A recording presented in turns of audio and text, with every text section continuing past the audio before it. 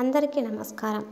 ఏమీ లేని స్థాయి నుండి ఉన్నత స్థాయికి ఎదిగేలా చేసే దీపారాధన ఎలా చేయాలో ఈ వీడియోలో తెలుసుకుందాం. చాలామంది నిత్యం పూజలు చేస్తూ ఉంటారు. అయితే ఎన్ని పూజలు చేసినా ఫలితం లేదనుకుంటూ ఉంటారు.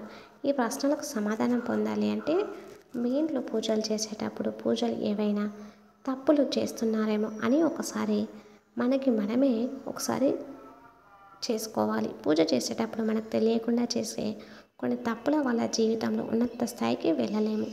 మీ జీవితంలో మంచి స్థాయికి వెళ్ళాలంటే ఖచ్చితంగా దేవుని అనుగ్రహం ఉండాలి. దేవుని అనుగ్రహం పొందాలంటే మీరు పూజ చేసేటప్పుడు కొన్ని నియమాలను పాటించండి. అప్పుడు మీరు చేసే పూజలకు రెట్టింపు లభిస్తుంది. కాబట్టి ఈ వీడియోలో చెప్పిన విధంగా పూజ చేసి చూడండి. త్వరలోనే మీకు మంచి ఫలితాలు, మంచి రోజులు ప్రారంభమవుతాయి. అలాగే మీ జీవితంలో మంచి స్థాయికి వెళ్తారు. హిందూ పురాణాల ప్రకారం ఉదయం నిద్రలేచిన తర్వాత చేయాల్సిన మొదటి పని అరచేతులను చూడడం. కరగ్ర వసతే లక్ష్మి మధ్య సరస్వతి కరే మూలే స్థిత గౌరి ప్రభాతే కర దర్శనం అనే మంత్రాన్ని పాటించండి. ఇలా చేయడం వల్ల దేవతల ఆశీస్సులు ఎల్లవేళలా ఉంటాయి. అంతేకాదు సంపదకు కూడా కొదవ ఉండదు. దేవత అయిన లక్ష్మీదేవి, విద్యాదేవత సరస్వతీదేవి, గౌరీదేవి ఆశీర్వాదాలు లభిస్తాయి. శాస్త్రాల ప్రకారం సూర్యోదయానికి ముందే నిద్రలేచి స్నానం చేసిన తర్వాత సూర్యుడికి అర్ఘ్యం సమర్పించి ఇంట్లోనే పూజ గదిలో పూజ చేయాలి. బ్రహ్మముహూర్తంలో సమయంలో దేవతలను పూజించడం వల్ల మానసికంగా, శారీరక ఒత్తిడి నుంచి ఉపశమనం లభిస్తుంది. దీనితో పాటు భగవంతుని దయతో అన్ని రంగాల్లో విజయంతో పాటు ధనలాభం కలుగుతుంది. పూజతో పాటు నవగ్రహ శాంతి మంత్రం జపించాలి. ఇలా చేయడం వల్ల పనిచేసే సామర్థ్యం పెరుగుతుంది. బ్రహ్మముహూర్తంలోని దేవతలు అందరూ భూమిపై సంచరిస్తూ ఉంటారట. కాబట్టి తెల్లవారుజామున బ్రహ్మముహూర్తంలోనే స్నానం చేసి పూజ గదిలో దీపం వెలిగిస్తే చాలు. సకల దేవతల అనుగ్రహాన్ని మీరు పొందవచ్చు. ఉదయం మేము సమయంలో పూజ చేయలేని వారు ఓం నమ శివాయ అనే మంత్రాన్ని 108 సార్లు జపిస్తే 1000 యాగాలు చేసిన పుణ్య ఫలితం మీకు లభిస్తుంది. అలాగే దేవుని పూజలో నైవేద్యంగా ఒక చిన్న బెల్లం ముక్కను పెట్టినా చాలు. దేవుడు సంతోషించే మీ ఇంటిపై ముక్కోడి దేవతల ఆశీర్వాదం ఉంటుంది. దేవునికి నైవేద్యంగా పెట్టిన తర్వాత 5 నిమిషాలు అలానే వదిలేసి పూజ గది నుండి వచ్చేయాలి. 5 నిమిషాల తర్వాత లోపలికి వెళ్ళి మళ్ళీ దేవుడికి నమస్కారం చేసుకొని ఆహార పదార్థాన్ని బయటకు తీసుకురావాలి. ఇలా చేస్తే ఆ దేవుడు చల్లని చూపు మీపై, మీ కుటుంబంపై ఎల్లవేళలా ఉంటుంది. అలాగే ఇంట్లోని పూజ గదిలో 2 వైపులా పసుపుతో స్వస్తిక్ చిహ్నం వేయండి. ఇలా చేయడం వల్ల ఇంట్లో ఏవైనా వాస్తు దోషం ఉంటే తొలగిపోతుంది. ఇంట్లో పాజిటివ్ ఎనర్జీ ప్రసరిస్తుంది. లక్ష్మీదేవి కటాక్షం ప్రాప్తిస్తుంది. ఇంట్లో పూజ చేసిన తర్వాత దేవుడి పటం ముందు మీ కోరిక కోరుకొని గంట కొడితే చాలు. మీ కోరికలన్నీ పూర్తవుతాయి. పూజ పూర్తయిన తర్వాత ఇంట్లో ధూపం వేయాలి. దీపారాధన చేసిన తర్వాత దీపాలు వెలుగుతున్న అంతసేపు పూజా మందిరం తలుపులు తెరిచే ఉంచాలి. అలాగే పూజా గదిలో లక్ష్మీ అమ్మవారి విగ్రహం లేదా పటం దగ్గర గవ్వలను పెట్టి పూజించాలి.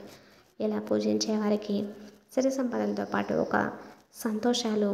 లక్ష్మీదేవికి ఎర్రటి పూలు అంటే చాలా ఇష్టం. కాబట్టి శుక్రవారం పూజ చేసేవారు మీరు లక్ష్మీదేవి పటానికి ఎర్ర మందారం పూలు పెట్టి పూజిస్తే మీ ఇంటికి లక్ష్మీ కటాక్షం వరిస్తుంది.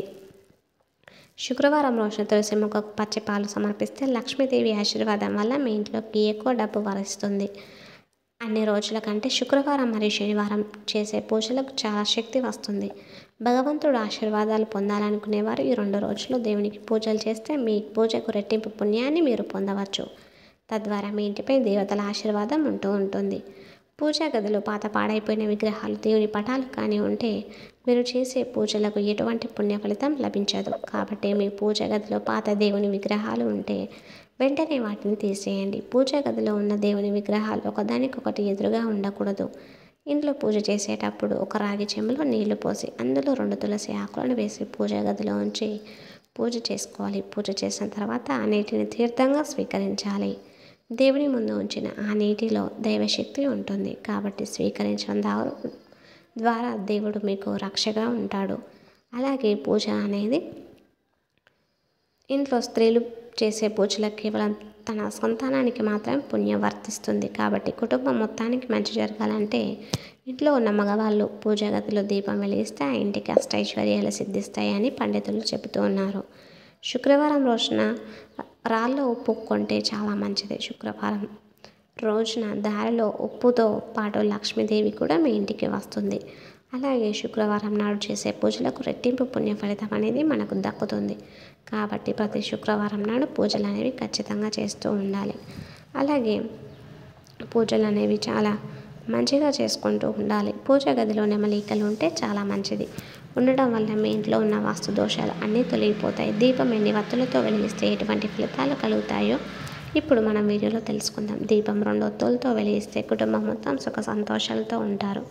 దీపాన్ని 3 ఒత్తులతో వెలిగిస్తే అష్టైశ్వర్యాలు కలుగుతాయి. దీపాన్ని 5 ఒత్తులతో వెలిగిస్తే ధనప్రాప్తి, ఆరోగ్య అభివృద్ధి కలుగుతాయి. దీపాన్ని 9 ఒత్తులతో వెలిగిస్తే కీర్తి ప్రతిష్టలు లభిస్తాయని ఆధ్యాత్మిక గ్రంథాల్లో రాయబడి ఉంది. కాబట్టి మీరు ఎన్ని ఒత్తులతో వెలిగించాలో మీరే నిర్ణయించుకోండి. ఇక పూజ గది అనేది ఎప్పటికప్పుడు పరిశుభ్రంగా ఉంచుకోవాలి. అలాగే పూజ చేసే సమయంలో తూర్పు ముఖంగా దీపం వెలిగిస్తే గ్రహ దోషాలు, కష్టాలు తొలగిపోయి సంతోషంగా ఉంటారు. పడమటి వైపు దీపాన్ని వెలిగిస్తే రుణ బాధలు, శని గ్రహ దోషాలు నివారణ కలుగుతుంది. అదే ఉత్తర దశగా దీపం వెలిగిస్తే సిరి సంపదలు, విద్య, వివాహం వంటి సిద్ధిస్తాయి. దక్షిణ వైపు దీపారాధన అస్సలు చేరదు.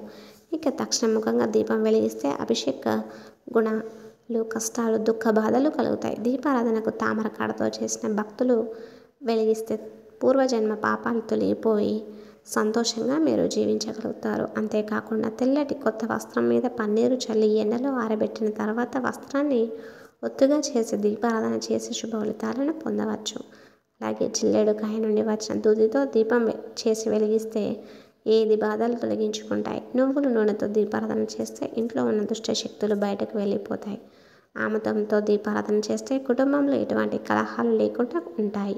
పూజ గదిలో శంఖాన్ని ఉంచి పూజ చేస్తే సకల దేవతల ఆశీర్వాదం మీకు లభిస్తుంది. అలాగే పూజలో ఎప్పుడు గన్నేరు పూలతో పూజ చేస్తే మీ వ్యాపారంలో ఆర్థిక లాభాలు వస్తాయి.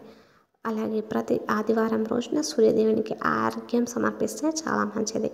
తద్వారా మీ జాతకంలో సూర్యుడు బలపడతాడు. మన జాతకంలో సూర్యుడు బలంగా ఉంటే జీవితంలో ఎటువంటి సమస్యలు ఉండవు. ప్రతిరోజు ఆర్ఘ్యం సమర్పిస్తే ఇంకా మంచిది. ఎవరైతే డబ్బు సమస్యలతో బాధపడుతున్నారో, వ్యాపారాలను నష్టపోతున్నారో అలాంటి వారు ఒక గాజు గిన్నెలో బియ్యం పోసి పసుపు కుంకుమలు వేసి మీ పూజా గదిలో పెట్టుకోండి. ఇలా చేస్తే మీ ఇంటికి ధన ప్రవాహం కలుగుతూ ఉంటుంది. ఇంట్లో నల్ల చీమలు కనిపిస్తే వాటికి పంచదారను వేయండి.